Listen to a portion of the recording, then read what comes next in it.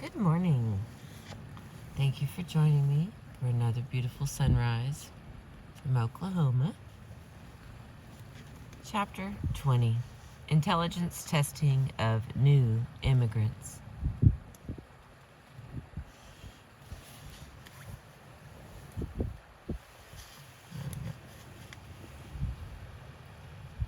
Mental tests, such a simple and accurate means of rating human intelligence, even as Robert Yerkes, a leading tester, claimed, of appraising the value of a man. Once Henry H. Goddard had imported Alfred Binet and Theodore Simon's mental test into the United States, it became apparent that their usefulness reached far beyond their limited role in France. There, the test designated school children for special education.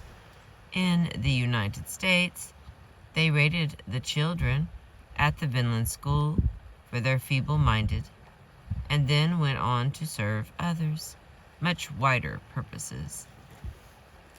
Officials at Ellis Island figured Goddard's tests in Vinland could help them decide who among immigrants streaming into the country could stay and who had to return. What were these tests like? In 1917, masses of U.S. Army draftees who could read answered questions like these. Why do soldiers wear wrist watches rather than pocket watches? And the answers, there's 3 to choose from. Because 1, they keep better time.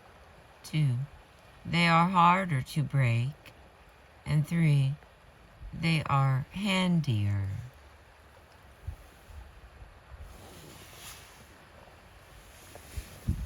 The next question.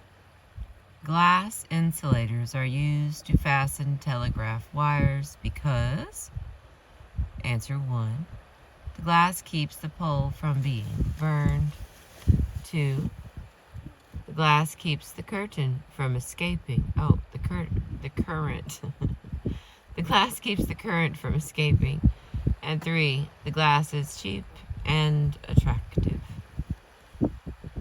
The next question. Why should we have congressmen? Because, answer number 1, the people must be ruled. Answer 2, it ensures truly representative government. Answer 3, the people are too many to meet and make their laws. Men who could not read answered pictorial questions. Soldiers were to say what was missing from each picture. And here's some examples that I'm unable to show you due to it being dark. Wait a minute, maybe not. Let me see. Yep, it's dark. Let's see. Will it work? Oh, it might. There it is. Look at that.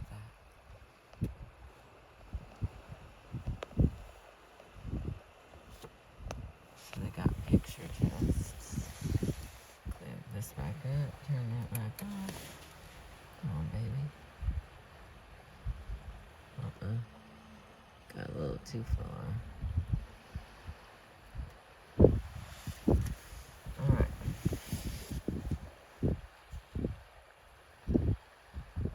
Testers aimed high, promising to measure innate intelligence, not simply years of education or immersion in a particular cultural milieu. This claim was obviously absurd, but no matter. Okay. This claim was obviously absurd, but no matter. The allure of mental testing. Okay, it's dark. It's not like I just can't read this morning. I'm trying not to turn on the light because I had a rolled window. And then all you'll see is me reading this book. So, work with me here. I also haven't had anyone to talk to yet. Normally I have my ladies that I see in the morning, and they give me a little quick chat, and then I'm all warmed up. So instead we're warming up together, and it is cold.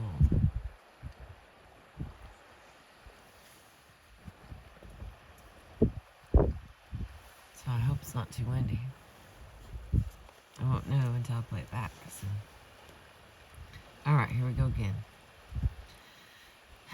That little chat was like my little warm-up. Thank you very much. Testers aimed high, promising to measure innate intelligence, not simply years of education or immersion in a particular cultural milieu. This claim was obviously absurd, but no matter. The allure of mental testing proved irresistible because demand for ranking people was high. And the process was cheap, and best of all, apparently scientific. The juxtaposition of congressional mandates and the ambitions of early 20th century social scientists explains how Goddard went from degenerate families to intelligence testing of immigrants. What is this little note down here? Oh, there it is. Hang on. I skipped a side note because I couldn't see it. It's dark. Oh, it's so pink here. Alright. In his course on biology as a social weapon, the Harvard professor Stephen Jay Gould administered the Army tests for illiterates to 53 of his students. The students did very well. 31 scored A, 16 scored B, but 6 scored C, placing them at what Gould called the intellectual borderline and fit only for buck private duties.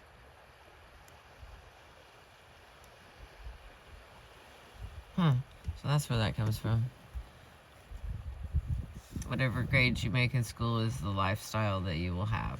So if you're a C student, you'll have a C lifestyle. If you're a B student, you'll have a B lifestyle. If you're an A student. So that, I mean, I've heard that for like all my life, especially from school, but I didn't see that that's where it came from, theoretically. Alright, back to this person's writings. Nativists had long denigrated immigrants on the grounds of their supposed inferiority. Prescott Farnsworth Hall, one of the then recent Harvard graduates, founding the Immigrations Restriction League in 1894, mashed together degenerate families, immigrants, and competitive breeding.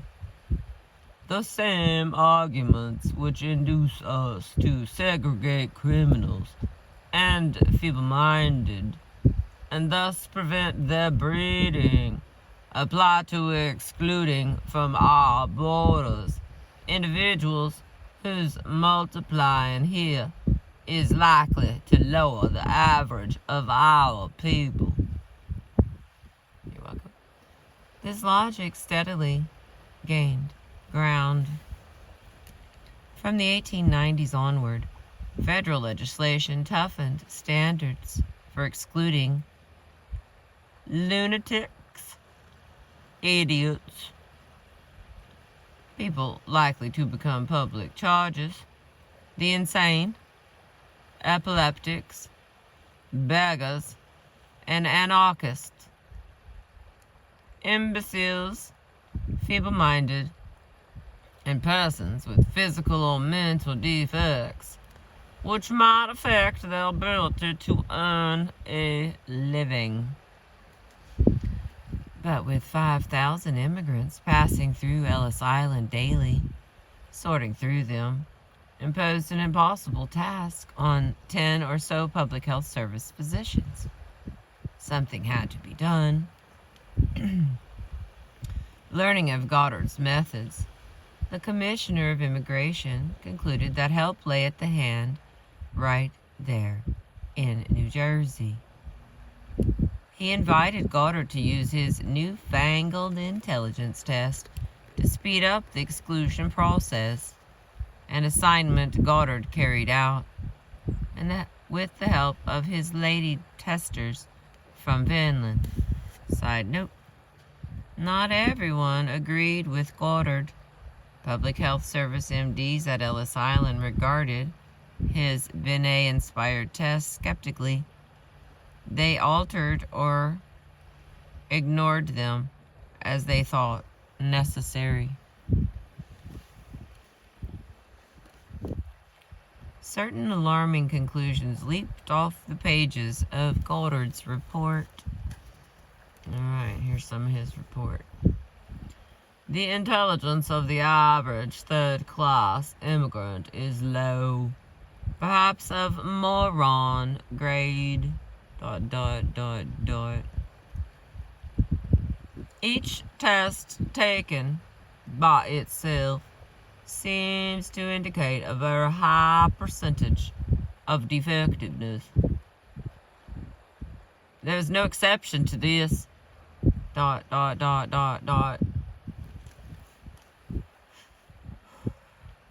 immigration of recent years is of a decidedly different character from the earlier immigration. ... It is admitted on all sides that we are getting now the poorest of each race. ...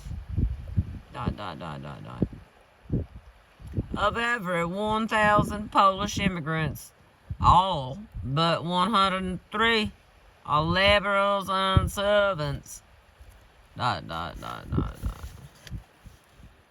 Alright. This is still set aside here. According to Table 2, Intelligence Classification of Immigrants of Different Nationalities, 83% of the Jews, 80% of the Hungarians, 79% of the Italians, 87% of the Russians were feeble-minded. 60% of the Jews were morons.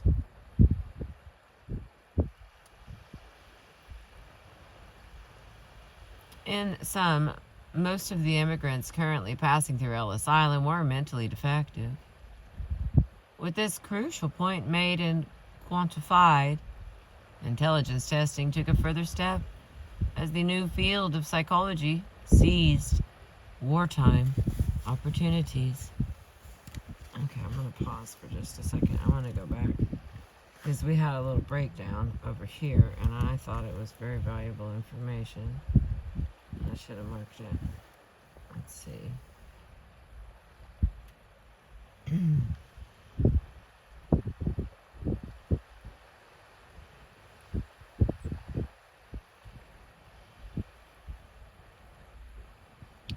Oh, come on, there's the best thing. Is that there were 3 categories. I didn't know that. There he is. There's that guy. Hang on 1 second. I'm hoping it's worth it when I find it. I mean, it will be to me. Hang on. Where is it? Because he was so clear about it. I was like, that's the greatest thing I've ever read.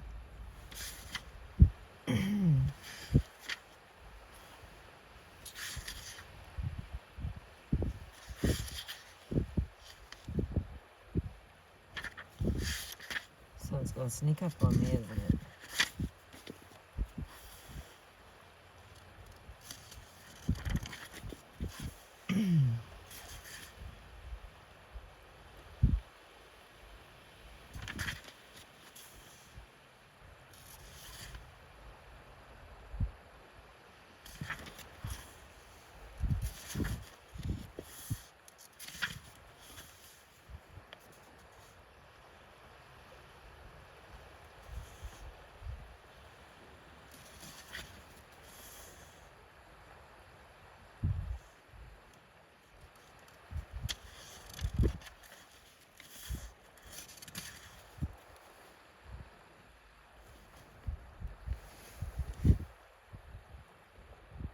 Okay, here it is.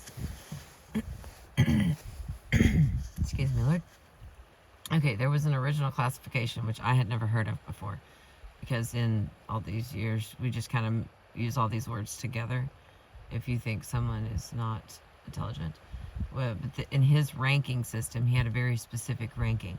And since they're throwing around these words, I wanted to bring up that ranking.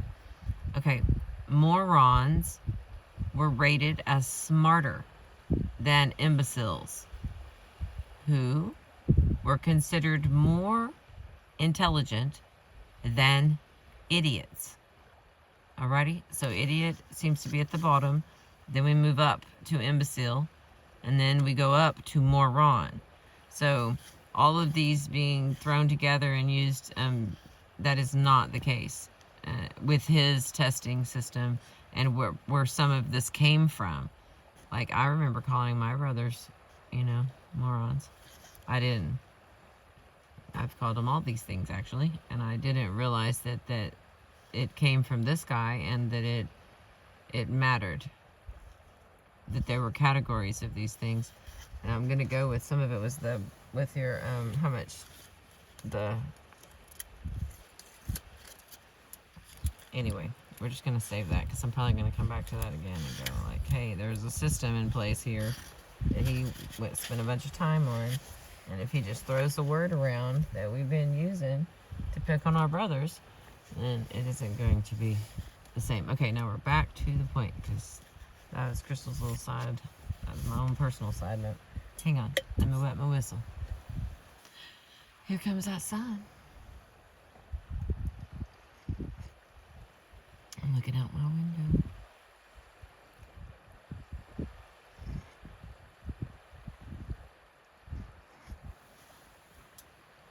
Alrighty. In sum, most of the immigrants currently passing through Ellis Island were mentally defective.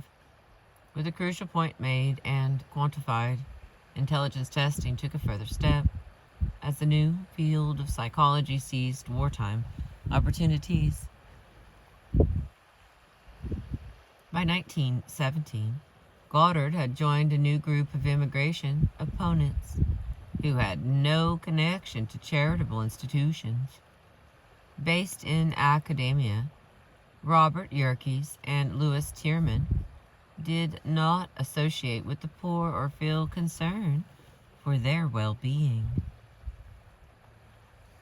As scholars, they shaped their truths, drawn, they said, from science toward their preferred results.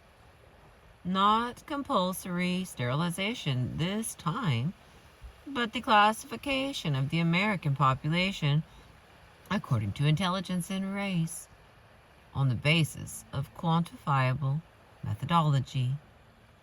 Once again, Charles Benedict Davenport of the Eugenics Record Office at Cold Springs Harbor, New York, supplied the missing link.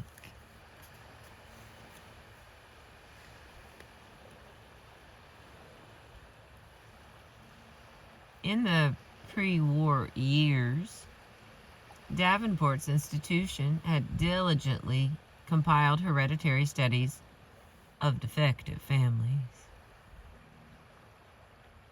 His statistics dovetailed nicely with omnibus characteristics Davenport considered Mendelian unit traits: pauperism, low intelligence test scores, epilepsy, criminalism, insanity, height, and sexual immorality.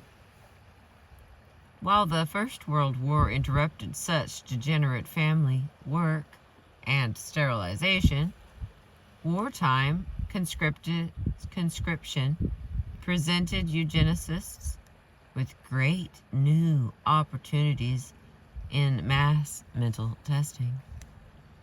Robert Yerkes, born 1876 through 1956, Davenport's erstwhile student at Harvard, moved to the fore.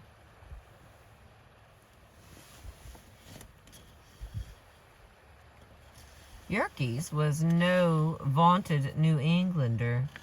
His humble provenance does not get much attention from his biographers, in stark contrast to works by and about proud Yankees like Davenport.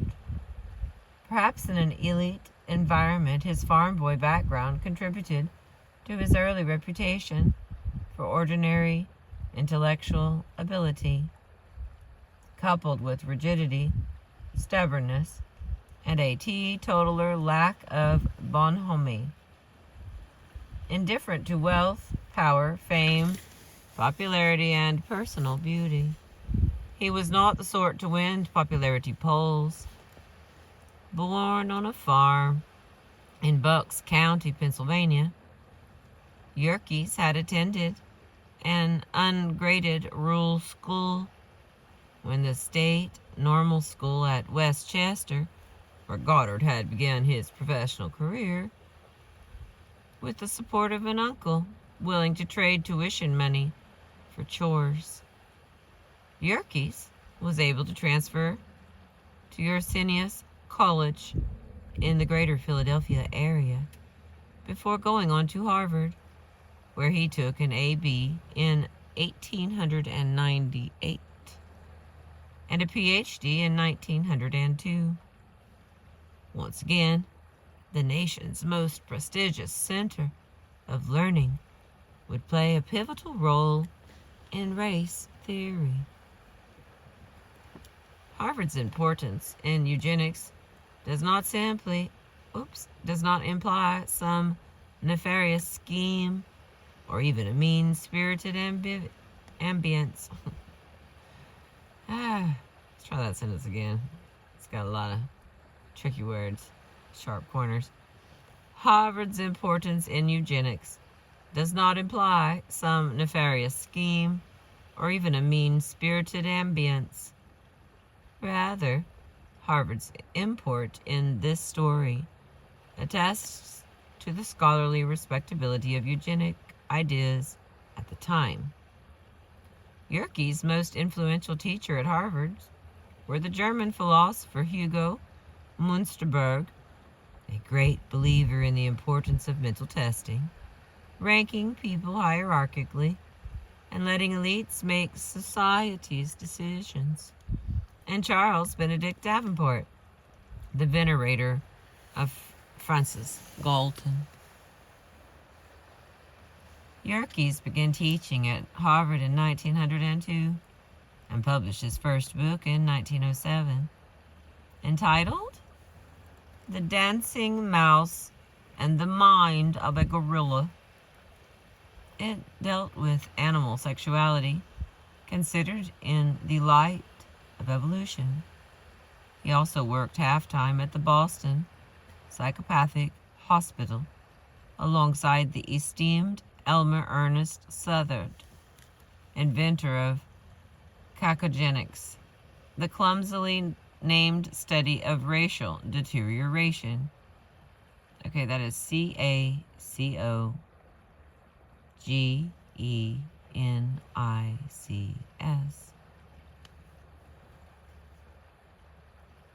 That is the study of racial deterioration. Yerkes and Southard started administering mental tests in 1913, just when Goddard began testing immigrants on Ellis Island. Yerkes' rise was rapid. He was elected president of the American Psychological Association, the APA, in 1916, but it was also uncertain since he had been denied tenure at Harvard, which evidently held a low estimate of the new field of psychology. An odd situation.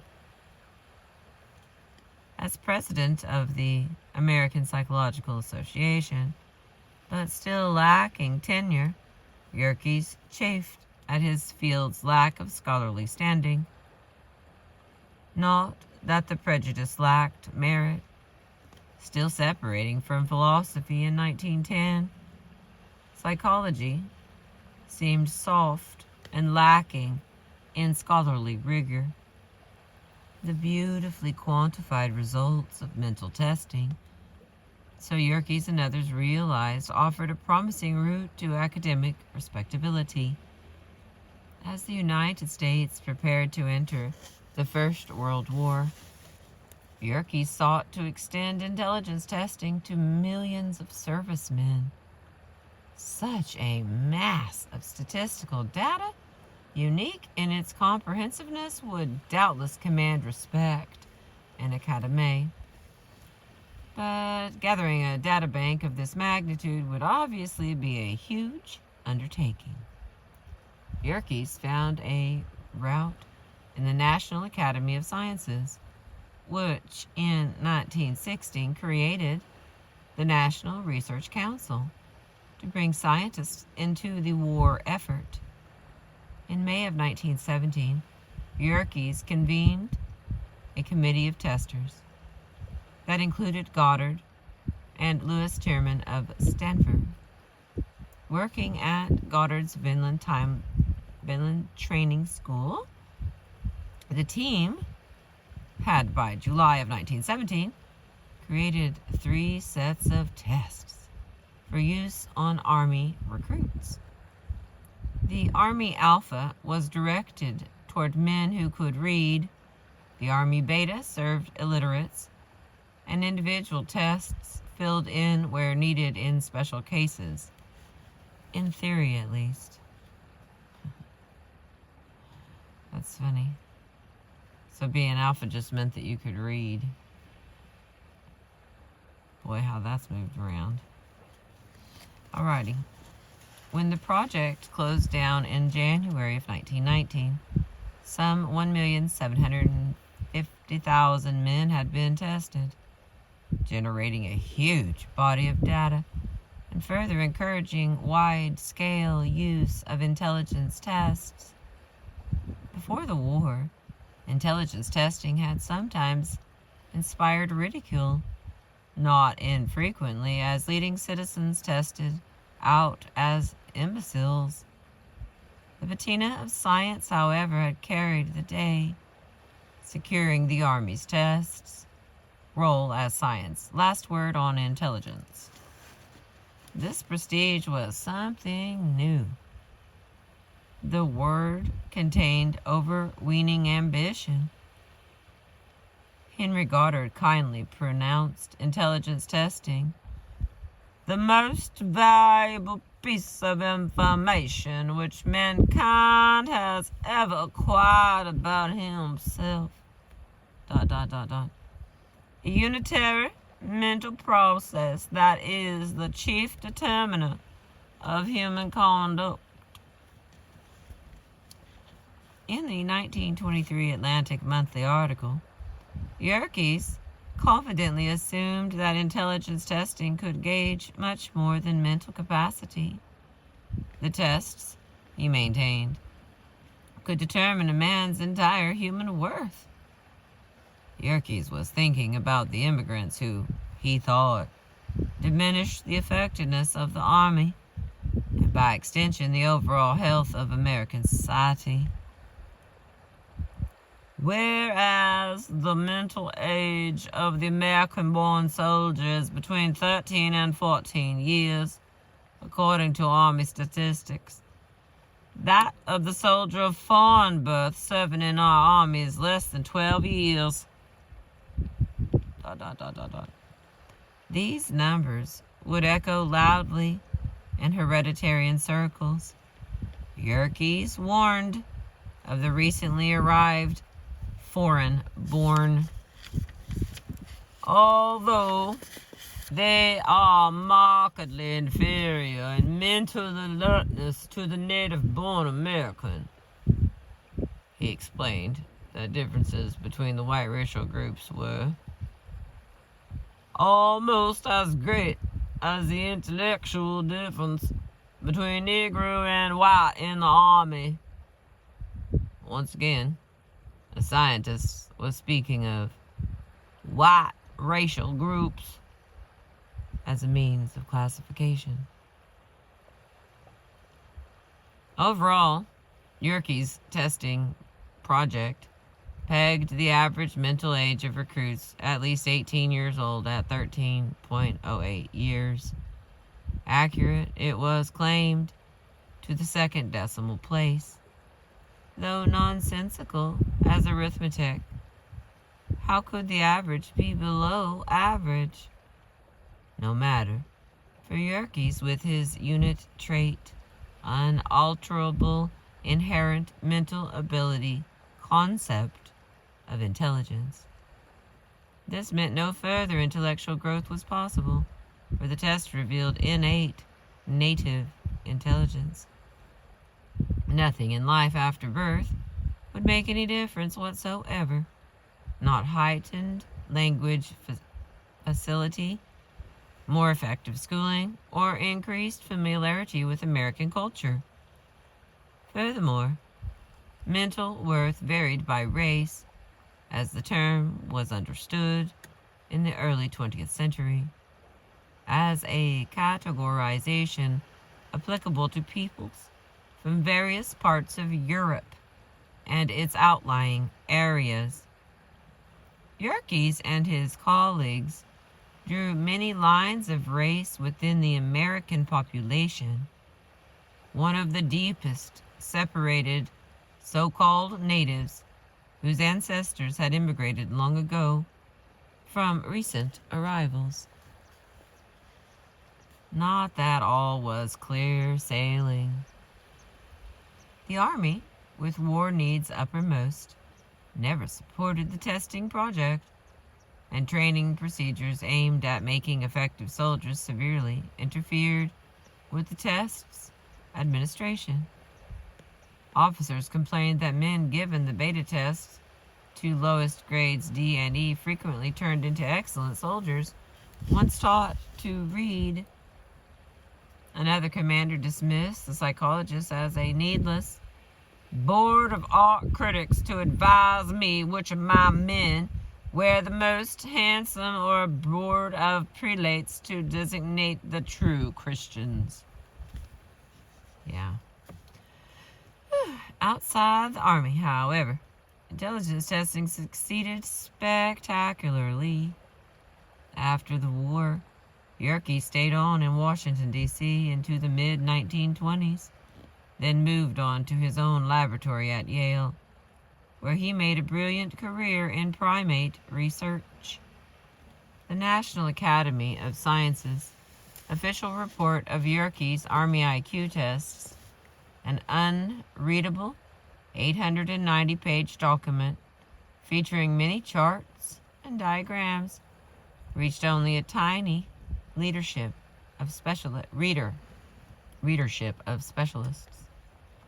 In light of the controversy over immigration then raging, Yerkes encouraged one of the team of Army IQ testers, his protege, Carl Campbell Brigham of Princeton, to publish a readable digest for the general public.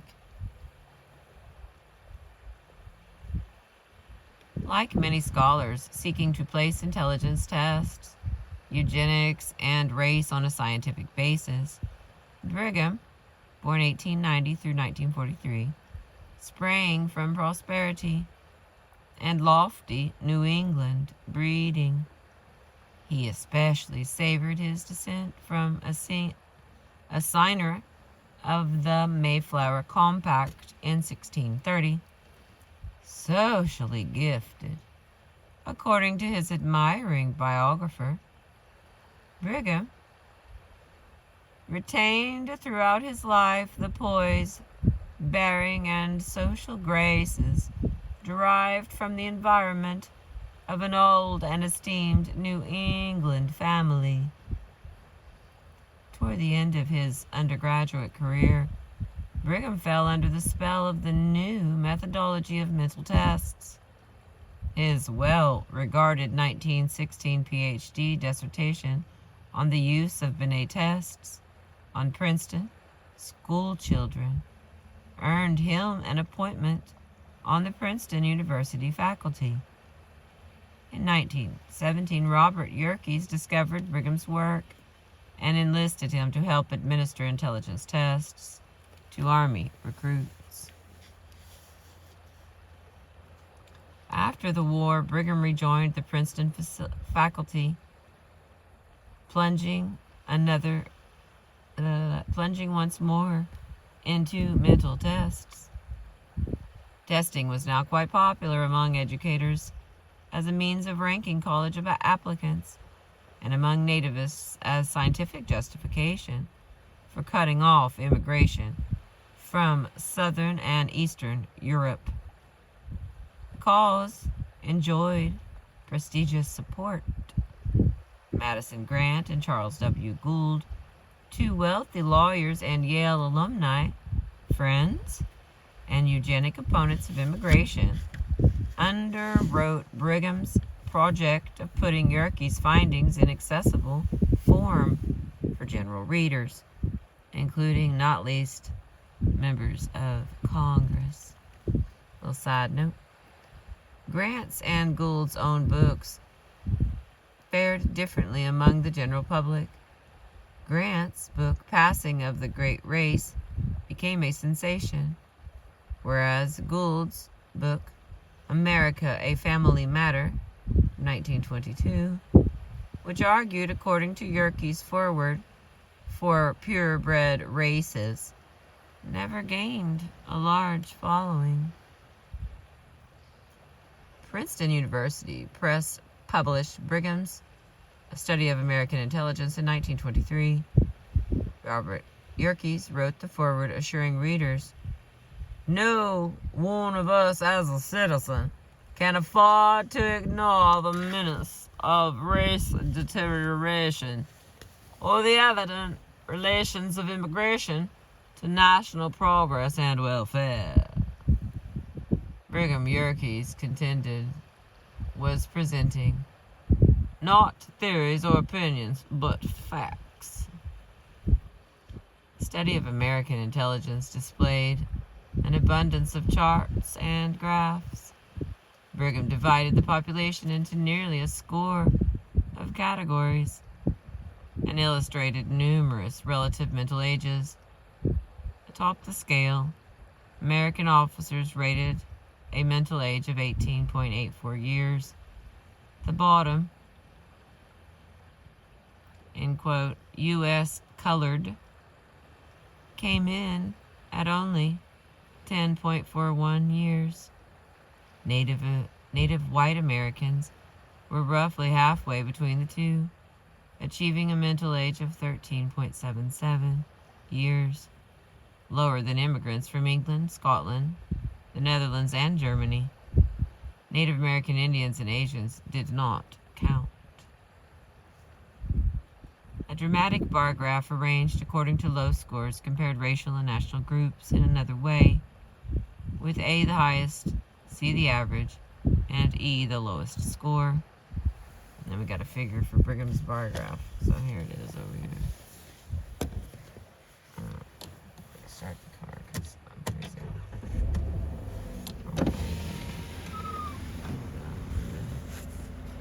Let's see this man's. Here's the graph that he made. It looks clear.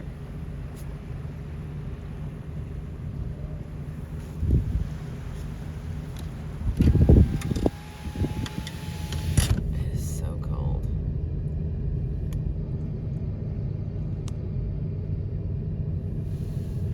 Oh, is it clear? Looks clear. Alright. Lumping black men of all backgrounds into a single unit, Brigham was respecting the traditional American black-white dichotomy. At the same time, he distributed white people across 19 overlapping categories, reflecting current antagonism toward immigrants from Southern and Eastern Europe. His four major groups consisted of native-born whites, total whites, foreign-born whites, and Negroes. Within these groups, Brigham differentiated between the above-average foreigner and the below-average foreigners. Turks and Greeks just barely improved on the foreign-born average, while men from Russia, Italy, and Poland ranked at the bottom with the Negro draft. Northwestern Europeans topped the chart. Among Brigham's noteworthy illustrations was Table 33. Okay, that's not it over there. So there's another one somewhere.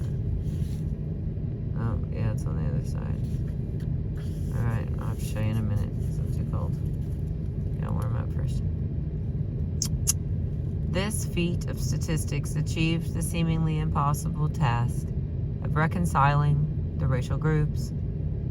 William Z. Ripley's still influential Races of Europe classification of Teutonic, Alpine, and Mediterranean on the basis of cephalic index, with the Immigration Service's national origins assigned to immigrants. It is not by accident that Brigham substitutes Nordic for Ripley's Teutonic, because Brigham owned a substantial debt to Madison Grant's Passing of the Great Race, or the racial basis of European history, two writings, first published in 1916, substantially revised in 1918 and in 1921. The writing, The Passes of the Great Race, sold very well, over 1.5 million copies by the mid-1930s.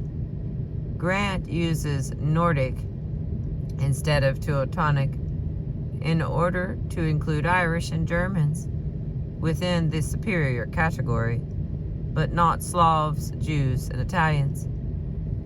This astonishing table offers nonsensical estimates of national quote-unquote blood, presumably on the basis of cephalic indices, without explaining its methodology, which Brigham drew from one of the eugenicists' favorite theorists, George Walker Lepogue. Lepogue had displayed a similar table showing proportions of blood according to cephalic indexes in several countries, distinguishing Northern Germans from Southern Germans. In his writings, L'Aryan, son role social, the Aryan, his social role, in 1899. For his part, Brigham in 1923 tabulated the European population of Russia, including Poland, at 5% Nordic and 95% Alpine, while Poland is 10% Nordic and 90% Alpine, with 3 different subject lines. Turkey is 40, 80, and 90% Mediterranean, as though its regions could be demarcated according to blood.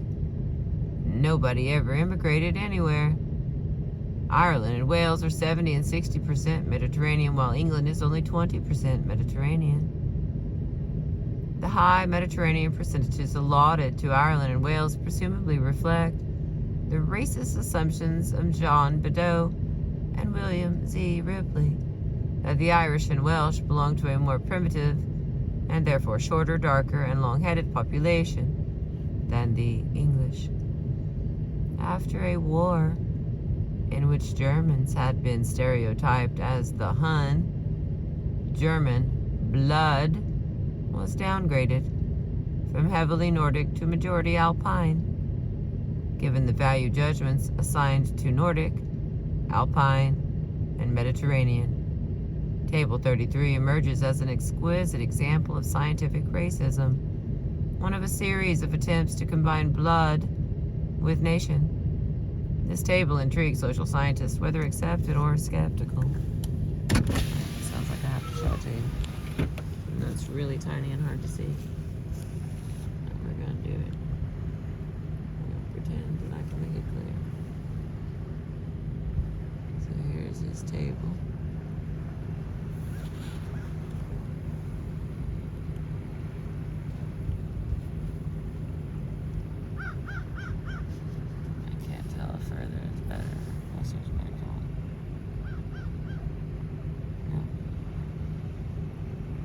sun is in my eyes and I have glasses on, so I can't tell if that's clear. But maybe. Just maybe.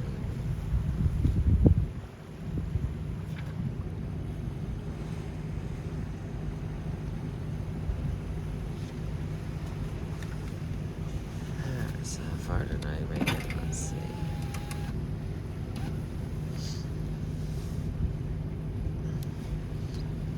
In 1911, the U.S. Immigration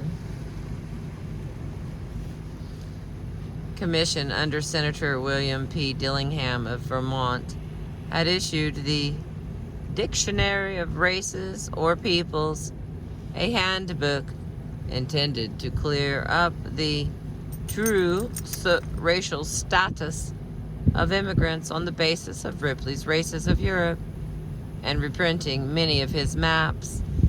Like Ripley, the Dictionary of Races or People appealed to questionable authorities like Lepoge and his German anthroposociologist's colleague Otto Ammann.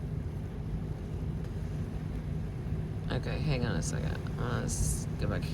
Lepoge called 70% of Northern Germans and 70% of Americans, but only 20% of Southern Germans, dolichocephalic, which is superior. He located the highest proportion of dolichocephalics, 85% in Spain, but he would have dismissed them as Mediterranean rather than Nordics. His next highest proportions of dolichocephalics were in England and Scandinavia, where they were safely Nordic. All right.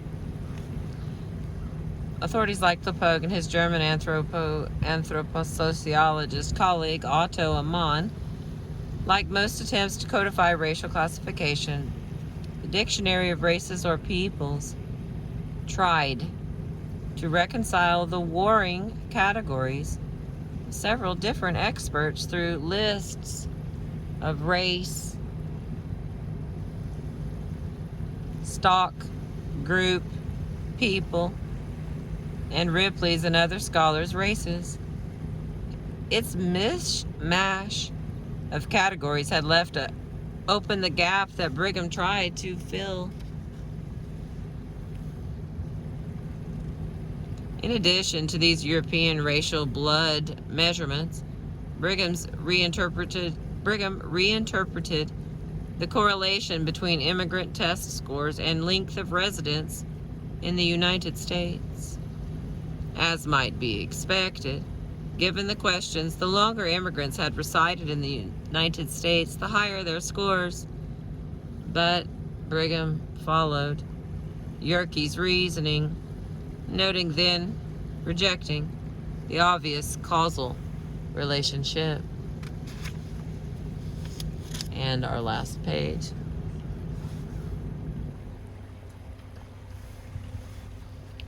Instead of considering that our curve indicates a growth of intelligence with increasing length of residence, we are forced to take the reverse of the picture and accept the hypothesis that the curve indicates a gradual deterioration in the class of immigrants examined in the Army who came to this country in each succeeding 5-year period since 1902.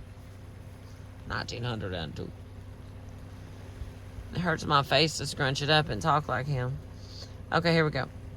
In other words, immigrants who had been in the United States longer scored higher because they were inherently smarter, the cream of the crop, as it were, self-starters who had set out from the old country early on, while the way was still hard. Later arrivals had no such pluck. They scored lower because they belonged to inferior races who let shipping companies deliver them the easy way across the ocean. Anthropology, cockamamie notions about head shape differences between urban and rural dwellers were now applied to conditions in the United States.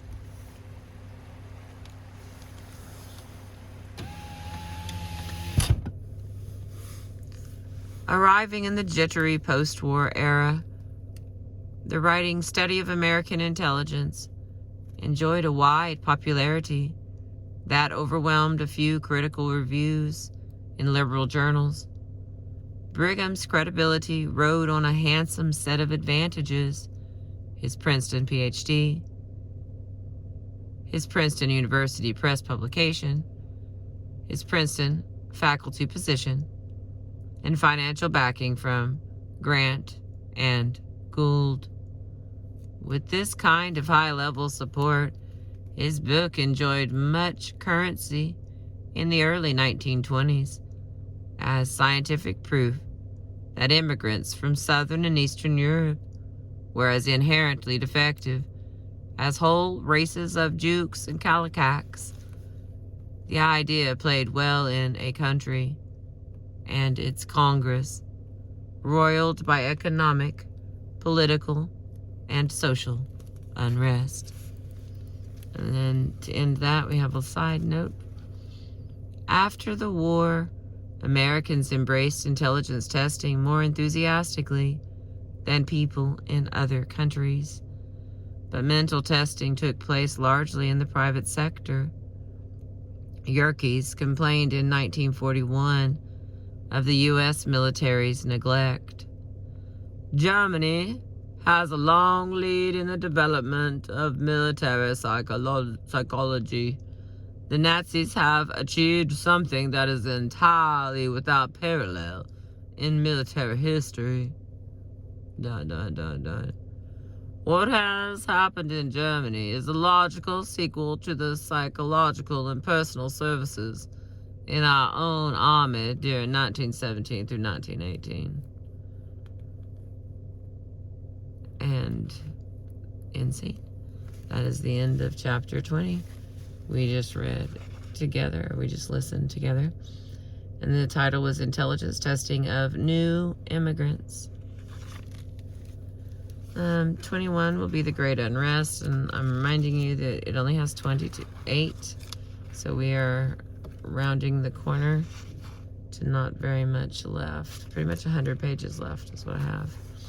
So I appreciate you letting me read to you. See, I'll roll down the window again. Give us a blast of noise. Here's the book that we're reading, in case anyone's wanting to own a research book.